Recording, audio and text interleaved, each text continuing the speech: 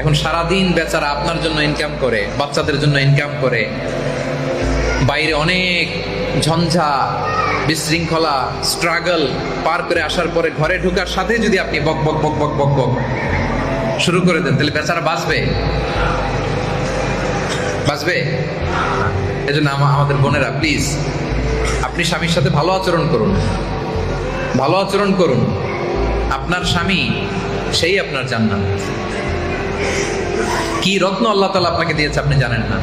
আল্লাহ নবী বলেন, আল্লাহ ছাড়া কাউকে যদি সেজদা দেয়া বৈধ হতো, পৃথিবীর প্রত্যেক স্ত্রীকে আমি বলতাম নিজের স্বামীর পায়ের সামনে সেজদায় লুটিয়ে পড়ো। এজন্য এমন ভাবে আপনি আপনার স্বামীর সামনে দাঁড়াবেন, নিজেকে উপস্থাপন করবেন যে আপনাকে দেখলে ওনার রাগ আসে না, বরং হৃদয়টা শান্ত হয়, চোখ জুড়িয়ে যায়।